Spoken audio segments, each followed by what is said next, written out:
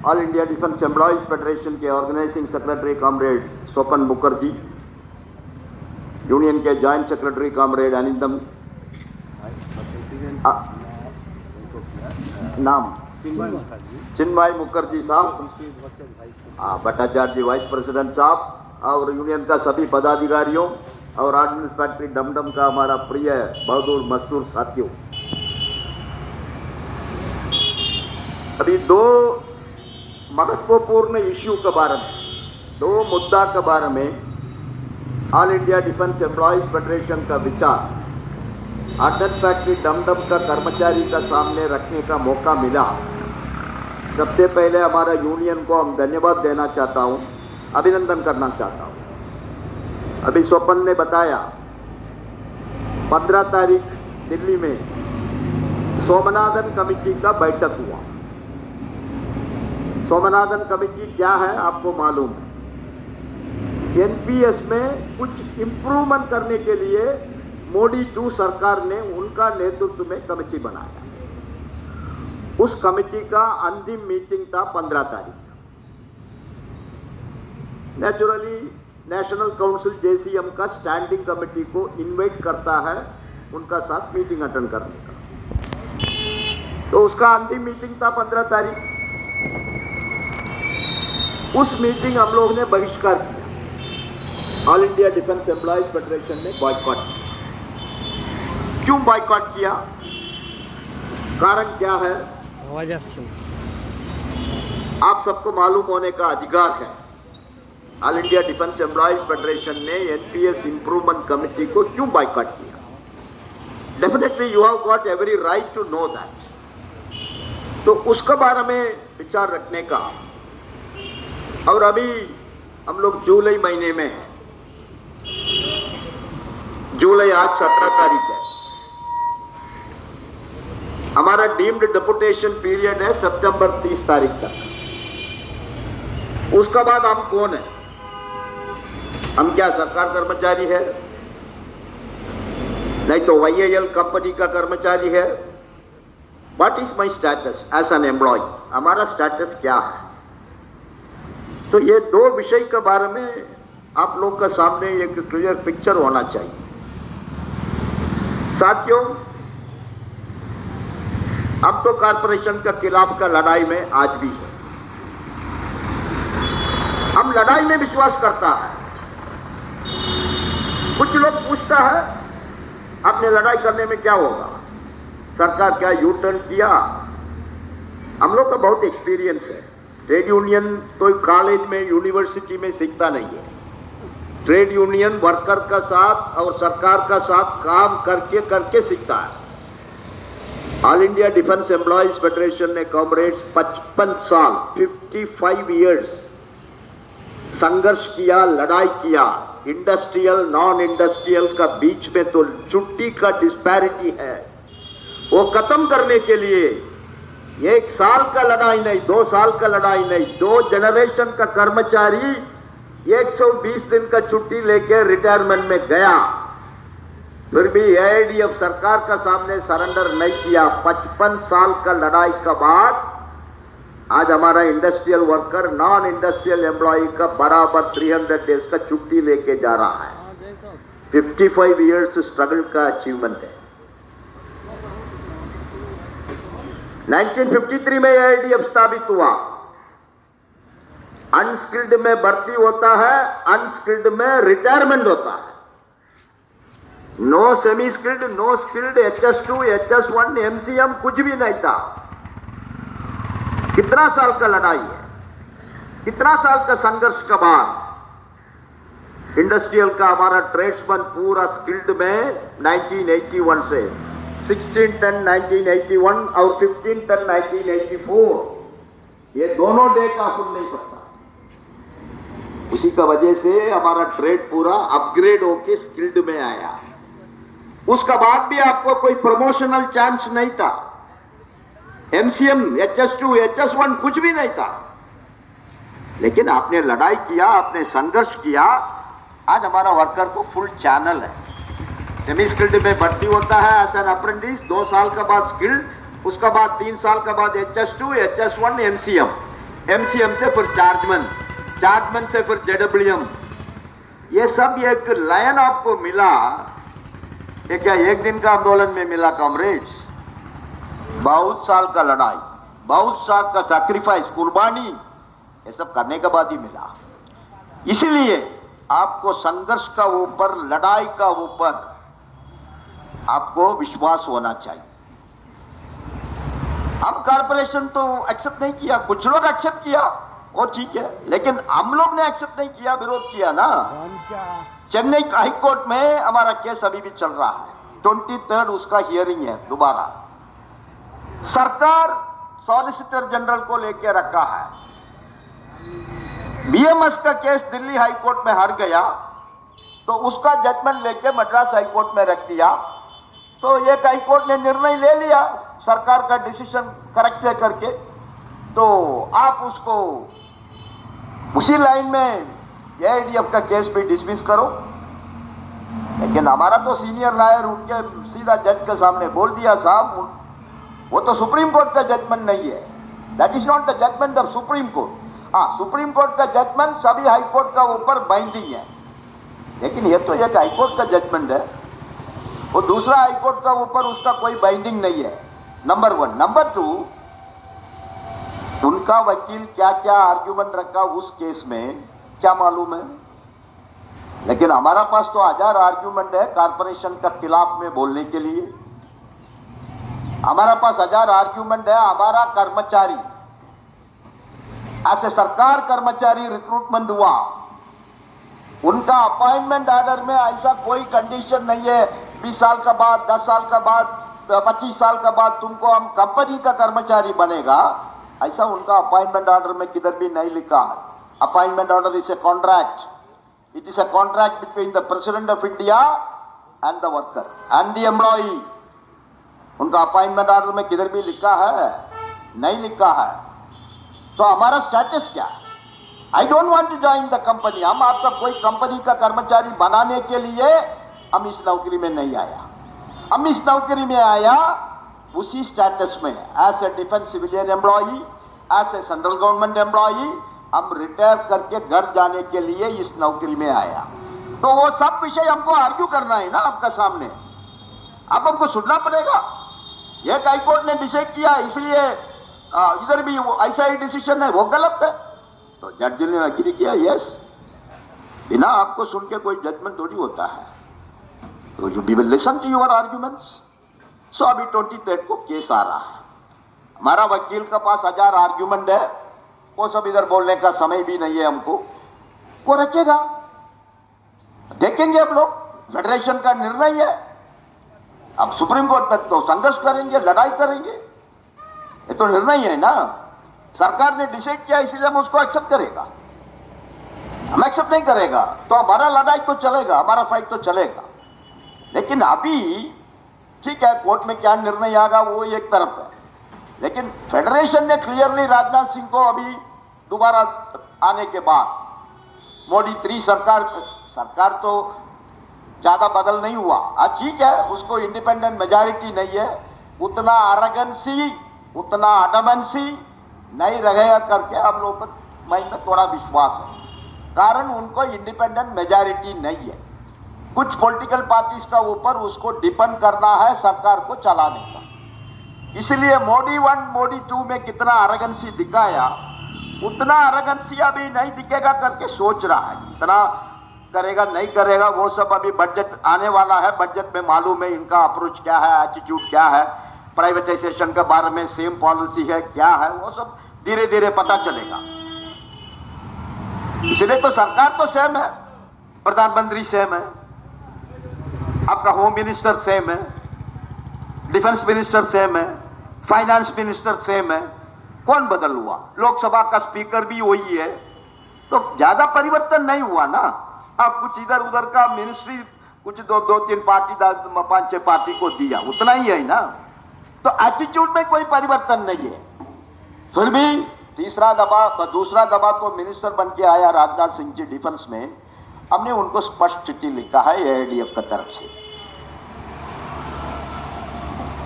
आप प्रसार भारती के लिए नोटिफिकेशन तो इशू है, आपका सामने है ना, हमारा वकील वो भी हाई कोर्ट में बोला, क्या आपका दूसरा मम्मी का लड़का है, हम भी तो वही सेम मदर इंडिया का ही लड़का है, भारत माता का ही बेटा है, लेकिन एक बेटा कॉर्पोरेशन होने के बाद भी रिटायरमेंट तक वो सरकार में रहेगा। तो हम क्या स्टेप सन है? भारत माता हमारा लिए स्टेप मदर है, हमारा लिए दूसरा ट्रीटमेंट है, तो वो नहीं होगा ना। तो उनको हमने दिया। ऑल इंडिया रेडियो और दूरदर्शन का कर्मचारी प्रसार भारती में मर्ज होने के बाद भी उसका रिटायरमेंट तक एज ए गवर्नमेंट एम्प्लॉई उनको क्या क्या सुविधा है, बेनिफिट्स है, वो सब मिलेगा। तो उनको मिलेगा तो हमको क्यों नहीं मिलेगा? हमको भी मिलना चाहिए ना। कॉर्पोरेशन का लड़ाई वो अलग लड़ाई, लेकिन हमारा तो सर्विस कंडीशन है। इसलिए अभी क्या होने वाला है वही बहुत महत्वपूर्ण विषय है। That is going to be very important. अभी सरकार ने एक चिट्ठी दिया सभी सीएमडी को, आप लोग फटाफट एचआर पॉलिसी बना के दे दो। अभी लोग ने दिया नहीं दिया क्या मालूम है। अब दिया तो भी उसका प्रोसीजर है, उसका प्रोसेस है, क्या अचानक कर सकता? कैसे भी आपको जबरदस्ती कंपनी में नहीं डाल सकता। वो तो मद्रास हाई कोर्ट में, हमारा तो एआईडीएफ का रिट पिटीशन में सरकार ने क्लियरली बोल दिया, उनका भी इच्छा है, उनका मर्जी है, वो ऑप्शन देगा कंपनी में जाएगा, ऑप्शन नहीं देगा सरकार में रहेगा। वो तो लिख के दिया, लेकिन लिख के देने में नहीं होगा ना, उसके लिए नोटिफिकेशन होना चाहिए, उसके लिए नोटिफिकेशन होना चाहिए। सो देयरफॉर कॉमरेड्स, कभी भी इन लोग बाय द वे ऑप्शन पूछेगा आपको, अचानक एक ऑप्शन का पेपर आएगा, लेकिन उस ऑप्शन देने का पहले इनका तो एचआर पॉलिसी भी पब्लिश करना पड़ेगा ना। आपका क्या पे स्केल मिलेगा, कंपनी में डीए का कैलकुलेशन क्या है, कंपनी में एचआरए क्या मिलेगा, ट्रांसपोर्ट अलाउंस कितना मिलेगा, मिलेगा नहीं मिलेगा, चिल्ड्रन एजुकेशन अलाउंस रहेगा नहीं रहेगा, एलटीसी का सुविधा रहेगा नहीं रहेगा, medical reimbursement facility CGHS hospital में आपको ट्रीटमेंट कर सकता है, ये सब सुविधा रहेगा नहीं रहेगा, आज का प्रमोशन फैसिलिटी रहेगा, किसी को नहीं मालूम। Nothing is known. Night duty allowance मिलेगा, फीस वर्क सिस्टम रहेगा, वॉशिंग अलाउंस मिलेगा, कुछ भी नहीं मालूम। तो इतना आसान नहीं है, इतना इन लोग सोचता है उतना आसान नहीं है। लेकिन फिर भी हम लोग अलर्ट होना चाहिए ना, हम लोग विजिलेंट होना चाहिए। नो वर्कर, हम लोग एक सवाल पूछा हमने और पाठक जी ने, एडिशनल सेक्रेटरी नटराजन के साथ तो मीटिंग हुआ, उस मीटिंग में एक सवाल पूछा, साहब 99.9% एम्प्लॉइज ने रेफरेंडम में वर्डिक्ट दिया, I don't want to join the company, I want to remain as government employees. फिर सरकार क्या करेगा?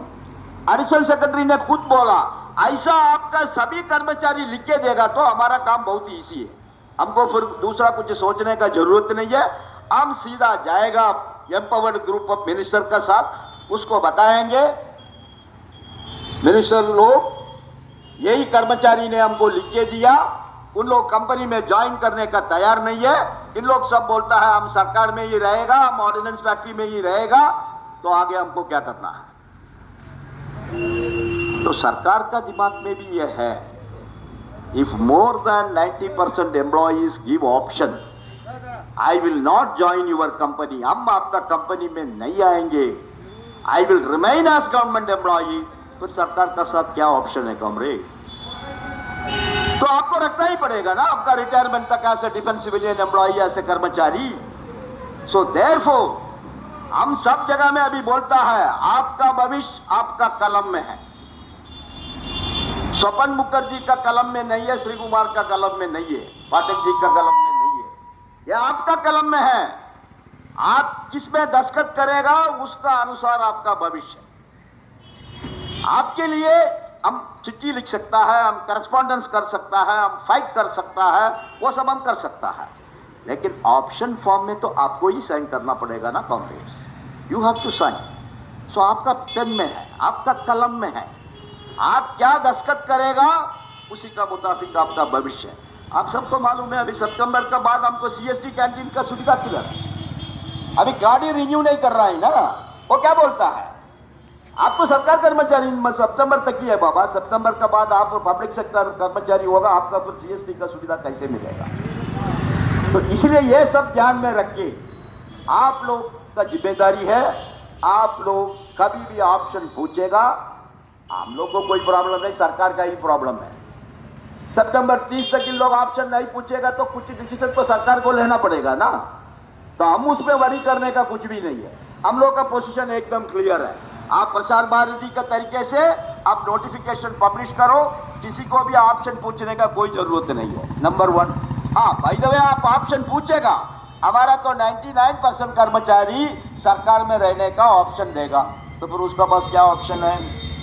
तो आपको रिटायरमेंट तक एज ए सरकार कर्मचारी, as a defence civilian employee रखने का अलावा उनका हाथ में दूसरा कोई रास्ता नहीं काम है। इसलिए हम रिपीट कर रहा हूं, आपका कलम दस्तखत करने का पहले आप सोच लीजिए whether I should retire as a government employee.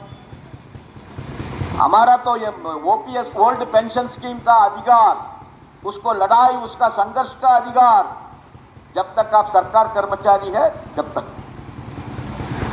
कारण सीसीएस पेंशन रूल 1972 वो केवल केंद्र सरकार कर्मचारी के लिए है, पब्लिक सेक्टर कंपनी के लिए सीसीएस पेंशन रूल 1972 अप्लीकेबल नहीं है। तो आपका ओल्ड पेंशन स्कीम किधर से आता है? सीसीएस पेंशन रूल 1972 से आता है। सो पेंशन के लिए, रिटायरमेंट का बाद सीजीएचएस का सुविधा के लिए, सीएसटी कैंटीन का सुविधा के लिए, जॉब सिक्योरिटी के लिए, जॉब प्रोटेक्शन के लिए सरकार में ही हम लोग को रहना है। गलत काम नहीं करना है। हमारा कलम एक दफा ऑप्शन दिया तो विड्रॉ नहीं कर सकता, ये भी ध्यान में रखिए। ऐसा नहीं है हमने ऑप्शन दिया 1 महीने के बाद फिर रिक्वेस्ट करेगा, सब हमने गलती से साइन किया उसको विड्रॉ करेगा, वो नहीं होगा। Option once given is final. तो हम क्यों सुसाइड करेंगे? Why should I commit suicide when I know? So therefore comrades, हम एआईडीएफ की तरफ से आपको रिपीटेडली अपील कर रहा हूं, आपका कलम में दस्तखत होना चाहिए, हम रिटायरमेंट तक सरकार में रहेगा। आई will not join your company. हाँ, हम फाइट कर रहा है एक नोटिफिकेशन के लिए, प्रसार भारती के तरीके से नोटिफिकेशन होना चाहिए। हाँ, बाय द वे सरकार वो नोटिफिकेशन इश्यू किया, झंझट खत्म, फिर कोई ऑप्शन का सवाल नहीं है। लेकिन सरकार वो नहीं किया, ऑप्शन दिया, तो फिर पूरा अधिकार हमारा कलम में है, उस कलम को अच्छा तरीके से आपको यूज करना है, ये हमारा नंबर 1 अपील है। अभी दूसरा इश्यू है एनपीएस का। अब एआईडीएफ ने क्यों बाइकआउट किया? बाकी सब लोग गया मीटिंग में, आपको क्या बोलना है वो मीटिंग में आके बोलना था, आपने क्यों बाइकआउट किया ये भी आपका दिमाग में आ सकता है। तो opinion differs, that is democracy. Democracy में सबको उनका ओपिनियन, उनका विचार सोचने का सबको अधिकार है। हम लोग भी सोचा ना, हम और प्रेसिडेंट और हमारा बाकी पदाधिकारी, हम लोग भी आपस में इसके बारे में डिस्कस कर रहा। ऐसा नहीं है एक आदमी डिसाइड किया, 2 आदमी डिसाइड किया, ये ऐसा नहीं चलता ना। एक आदमी का डिसीजन में, 2 आदमी का डिसीजन में नहीं चलता। हम सभी से कंसल्ट किया, इसका इफेक्ट क्या, इसका इम्पैक्ट क्या, हमको जाना नहीं जाना। हमने गया फर्स्ट टाइम कॉमरेड, ऐसा नहीं है हम नहीं गया। सबसे पहले इन्होंने तो स्वामीनाथन कमेटी बनाया, उस कमेटी का सबसे शुरुआत का मीटिंग में हम था, एआईडीएफ की तरफ से स्टैंडिंग कमेटी मेंबर तो हम हैं, तो हम सब लोग गया, railway, postal, defence, income tax, account, सब लोग गया। एक मेमोरेंडम सबमिट किया, अलग अलग मेमोरेंडम, एआईडीएफ की तरफ से एक मेमोरेंडम, वो अभी भी हमने सर्कुलेट किया, अभी का सर्कुलर में भी उसका कॉपी है। फिर नेशनल काउंसिल स्टाफ सेट की तरफ से भी एक मेमोरेंडम में क्या है, ओल्ड पेंशन स्कीम हमारा अधिकार है, सीसीएस पेंशन रूल 1972 हमारा अधिकार है, हम उसको सरेंडर नहीं करेगा। राइटिंग में दोनों दिया, स्टाफ सेट जेसीएम भी दिया, एआईडीएफ भी दिया। नंबर 2, सरकार बोलता है हम 24 आवर्स कर्मचारी, 24 आवर्स हम सरकार कर्मचारी है। हमारा 8 घंटा काम होने के बाद हम कोई प्राइवेट कंपनी में होके काम नहीं कर सकता, हमारा नाम पर हम कोई बिजनेस नहीं कर सकता, हमारा नाम पर एक एलआईसी एजेंट भी हम नहीं बन सकता। Two, because you are 24 hours government employee. You have to depend only on your salary. आपका तनख्वाह का ऊपर ही आपको फैमिली चलाना है. हम कभी भी आपको बुला सकता है देश का सेवा के लिए. ये सब सरकार कर्मचारी का कानून में है. तो ऐसा सरकार कर्मचारी उनका पेंशन के लिए उनका तनख्वाह में 10% क्यों कंट्रीब्यूट करेगा? आपको एक डीए आ गया, उसमें 10% चले जाएगा. आपको एक इंक्रीमेंट आ गया, उसका भी 10%. आपको प्रमोशन मिला, एमएससीपी मिला, उसमें एक फिटमेंट बेनिफिट मिला, फिक्सेशन मिला, उसका भी 10%. ये 10% परमानेंट नहीं ना. हमारा तनख्वाह तो एवरी ईयर बदल होता है.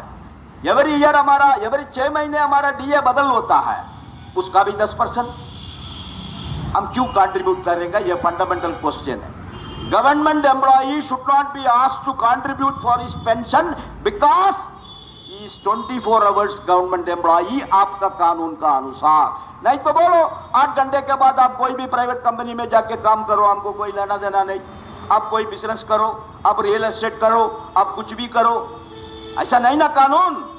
कानून बोलता है 24 आवर्स आप सरकार का काम के लिए, देश का काम के लिए आपको तैयार रहना है. तो ऐसा परिस्थिति में वाई वी शुड कंट्रीब्यूट 10%. वो भी 2 टाइप ऑफ कर्मचारी है. 31/12/2003 तक वो नौकरी में आया, उनको एक नया पैसा भी पेंशन के लिए कंट्रीब्यूट करने का जरूरत नहीं है. एक 2004 के बाद हम नौकरी में आया, हमारा तनख्वाह में 10% कम करना एवरी मंथ.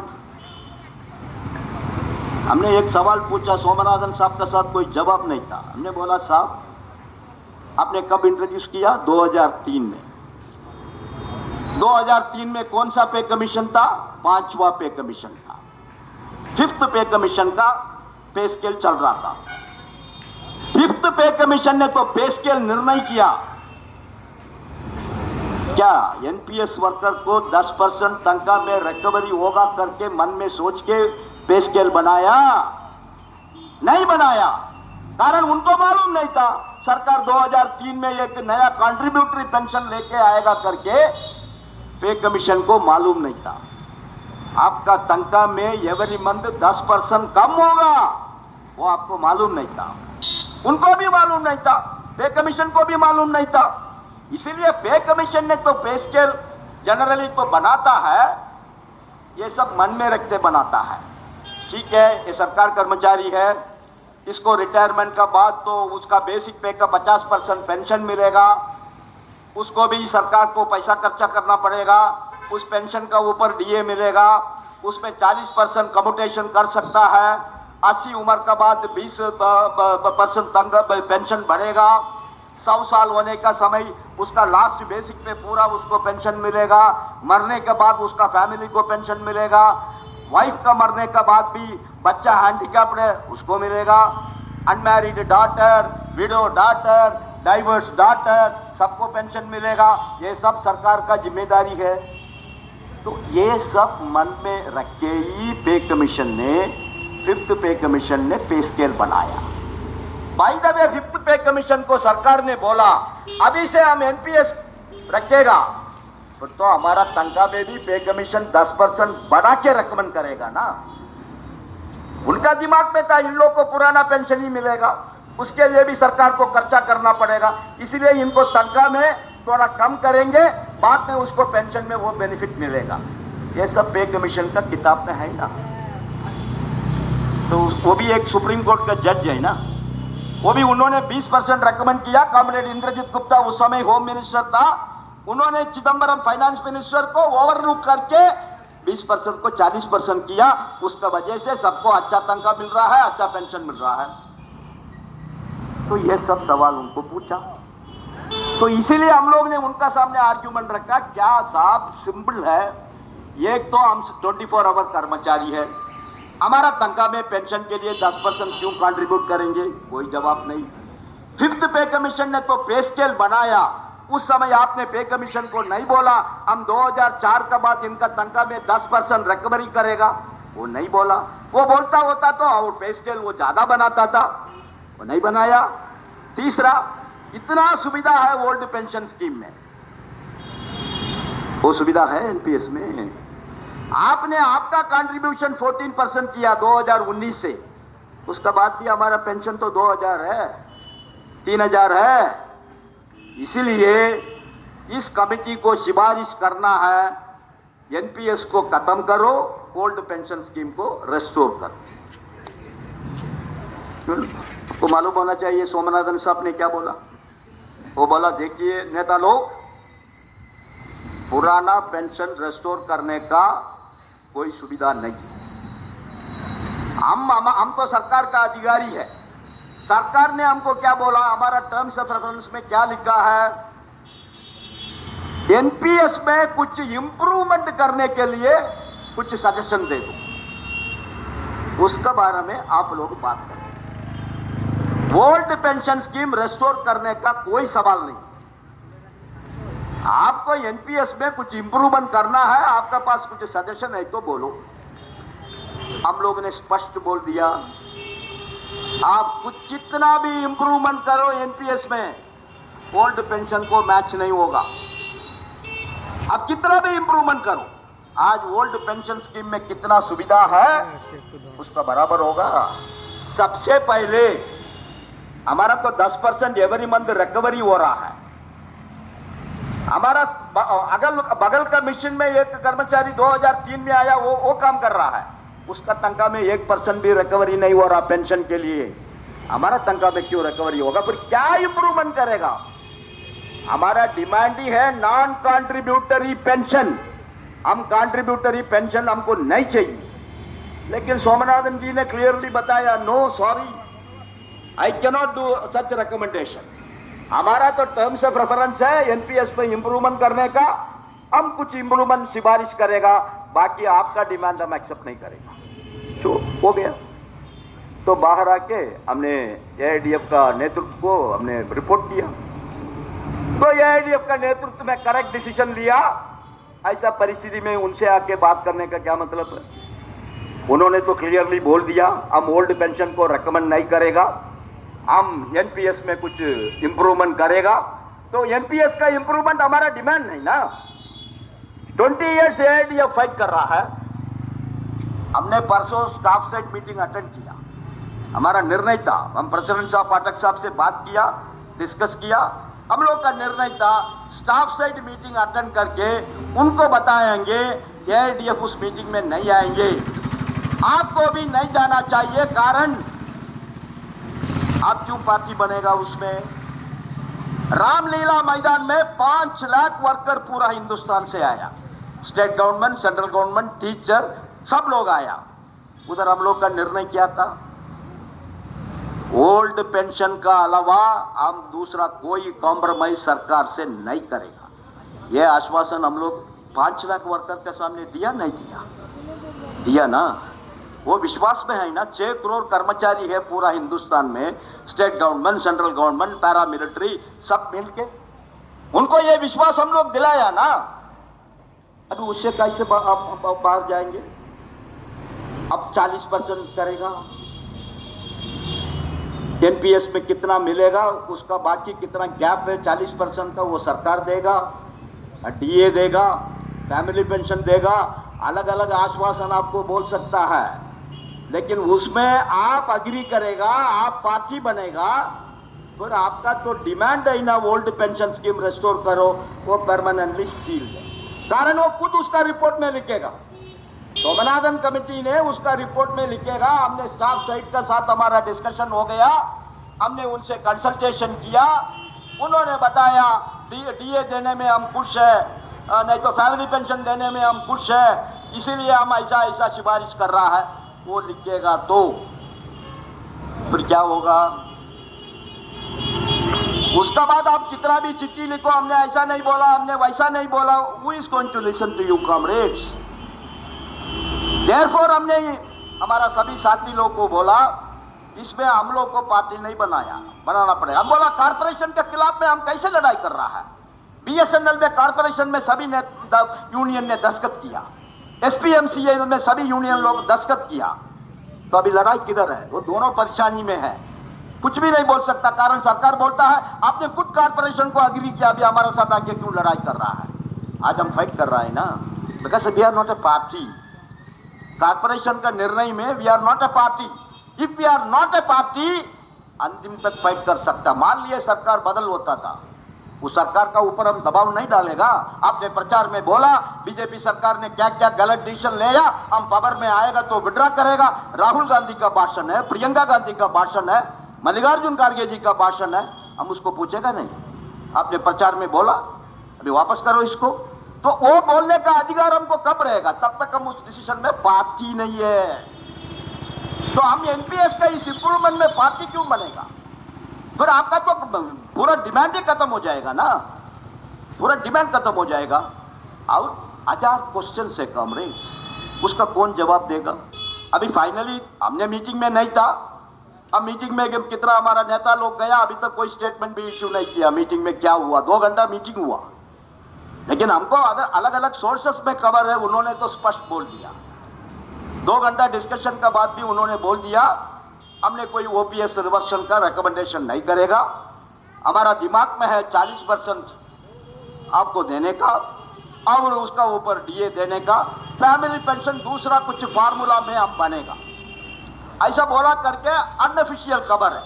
कारण हम मीटिंग में नहीं था इसलिए हमको नहीं मालूम उसमें क्या हुआ। लेकिन ये 40% अब पेंशन दे रहा है, अगला पे कमीशन में क्या वो बदल होगा? पे कमीशन में किसका पेंशन बदल होगा? कौन सीसीएस पेंशन रूल में है उसका पेंशन बदल होगा, इनको बदल होगा, कुछ नहीं मालूम। डीए वही सेम फार्मूला रहेगा, सर्विंग एम्प्लॉय को 3% 4% मिलेगा, वही डीए उनको भी मिलेगा, ऐसा कोई निर्णय नहीं है। फिर कम्यूटेशन का सुविधा रहेगा, 40% अभी हमारा पैसा आप रखा है हमको पेंशन देने का, लेकिन पुराना पेंशन का लोग 40% एडवांस में लेके घर जाता है। मान लिया हम आज 40%, आज हमारा रिटायरमेंट है, हमने 40% पैसा ले लिया, 10 लाख 15 लाख कुछ भी वो ले लिया, परसों हमने मर गया, हमारा फैमिली से कम्यूटेशन अमाउंट रिकवरी नहीं होता कॉमरेड्स। मिला वो सुविधा रहेगा, इंप्रूवमेंट में वो सुविधा रहेगा। 15 साल के बाद वो 40% हमको वापस मिलेगा। आज हम 10-12 साल के बाद वो वापस ले करके फाइट कर रहा है। 80 उम्र के बाद 20% हमको बढ़ेगा, वो रहेगा इंप्रूवमेंट में। ये सब सवाल का जवाब चाहिए ना। फिर किसी का भी फैमिली में कुछ भी हो सकता है। एक डॉटर है, एक बेटी है, उसका डाइवर्स हो गया, आज उसका पुराना पेंशन में फैमिली पेंशन का सुविधा है। एक डॉटर का हस्बैंड डेथ हो गया, विडो हो गया, वो उसको भी फैमिली पेंशन का सुविधा है। एक लड़की को शादी ही नहीं हुआ, ऐसा भी बहुत फैमिलीज में है, कुछ ना कुछ कारण को लेके शादी नहीं हुआ, उसको भी फैमिली पेंशन का सुविधा है। ये सब तुम्हारा इंप्रूवमेंट में रहेगा? नहीं रहेगा ना। तो तुम्हारा इंप्रूवमेंट में हम क्यों पार्टी बनेगा? तो हम पार्टी बनेगा फिर ये सब हमको दे दो करके हम कैसे फाइट कर सकता है? इसलिए कॉर्पोरेशन का उदाहरण आपको बोला। हमने कॉर्पोरेशन में पार्टी नहीं है, इसलिए हम सरकार को बोल रहा है तुम्हारा डिसीजन गलत है, your decision is a bad experiment, your decision is a failed experiment. वो बोलने का अधिकार हमको किधर से मिलता है? Because we are not a party for corporatisation. तो हम इस इंप्रूवमेंट में क्यों पार्टी बनेगा कॉमरेड्स? ये सरकार आपको मालूम है, बात करने का समय कुछ बोलता है, करने का समय दूसरा करता है। ये हमारा छोटा उम्र से अनुभव है। हमारा तो फर्स्ट स्ट्राइक, हमने तो स्ट्राइक पार्टिसिपेट किया सर्विस में आने के बाद 1980 18 दिसंबर। उस स्ट्राइक का बाद ही हमारा वर्कर को स्किल्ड पे स्केल मिला। उसका बाद का स्ट्राइक हुआ 1984 में। हमारा वर्कर को एमसीएम तक रेशियो होना चाहिए, प्रमोशन होना चाहिए। उस समय कौन डिफेंस मिनिस्टर था? Indira Gandhi madam prime minister और डिफेंस मिनिस्टर दोनों था। बड़ा हमारा नेता लोग था, एस.एम. बैनर्जी साहब प्रेसिडेंट, मैथ्यू साहब जनरल सेक्रेटरी, जोशी साहब वाइस प्रेसिडेंट, उमर सिन्हा, ऐसा बड़ा नेता लोग था, के.जी. श्रीवास्तव बड़ा नेता लोग था। उन लोग इंदिरा गांधी का घर का सामने भूख हड़ताल बैठने के लिए गया। इंदिरा गांधी ने बुला के बातचीत करके सेटलमेंट किया आप सबको रेशियो मिलेगा। ये प्राइम मिनिस्टर का सामने एग्रीमेंट है कॉमरेड्स। उसका बाद सरकार ने ऑर्डर इश्यू किया। क्या ऑर्डर इश्यू किया? केवल 23 ट्रेड्स के लिए रेशियो मिलेगा। 65 ट्रेड का ऊपर लेफ्ट आउट हो गया, उसमें हम भी था टेलर ट्रेड, रेशियो नहीं था। 1984 आपने 20 साल लड़ाई किया। हमारा तो सभी ट्रेडमैन को रेशियो मिलना चाहिए एमसीएम तक। 2003 में हमने जाट फर्नांडिस का घर का सामने भूख हड़ताल बैठने के बाद उस एग्रीमेंट में साइन हुआ। All the trades including left out trades in defence will be governed under the intergrade ratio. तो सरकार बोलता कुछ है, करता कुछ है। तो ऐसा सरकार का साथ, ऐसा ये कि हमारा कम से कम 40,000 एम्प्लॉइज है ऑर्डिनेंस फैक्ट्री में। पूरा हिंदुस्तान में सेंट्रल गवर्नमेंट में 15 लाख कर्मचारी आज एनपीएस में है। उनका भविष्य, उनका फ्यूचर, उनका ओल्ड एज प्रोटेक्शन। देखो कॉमरेड, हम एक पेंशनर है, हमारा बेटी भी अच्छा सेटल्ड है, वो काम कर रहा है सरकार में। हम उनसे 10 पैसा नहीं लेता है, कभी कभी हम उनको 10 पैसा देता है। कारण क्या है? आपको तनख्वाह मिलने का पहले ही हमको पेंशन आता है। आप तनख्वाह के लिए नॉन इंडस्ट्रियल है तो 1 तारीख तक इंतजार करना है ना। इंडस्ट्रियल है तो अलग अलग फैक्ट्री में 7 तारीख 6 तारीख। लेकिन पेंशनर को 28 of the working day, last working day का 2 दिन पहले ही आपको एसएमएस आता है, आपका अकाउंट में हमने 30,000 40,000 कितना भी आपका पेंशन है डाल दिया। वो अधिकार एनपीएस में है, वो सब सुविधा एनपीएस में है। तो देयरफॉर कॉमरेड्स, एआईडीएफ ने राइटली डिसीजन लिया। ओल्ड पेंशन स्कीम का लड़ाई हम कंटिन्यू करेंगे। हम इस अधिकार को सरेंडर नहीं करेंगे। आप कितना भी इंप्रूवमेंट एनपीएस पे करो, ओल्ड पेंशन का बराबर नहीं आएगा। कारण the fundamental issue has to be answered. हम क्यों हमारा पेंशन के लिए 10% आपको कंट्रीब्यूट करेगा? तो सरकार कर्मचारी और प्राइवेट कर्मचारी का क्या अंदर है? प्राइवेट कर्मचारी 24 आवर उधर काम नहीं करता है। वो 8 घंटे का काम के बाद वो कोई भी आके काम कर सकता है, उसका मालिक उसको डिसमिस नहीं करेगा। लेकिन हम करेगा तो आप हमको डिसमिस करेगा, violation of CCS contract rule. ऐसा कर्मचारी हम क्यों 10% आपको कंट्रीब्यूट करेगा?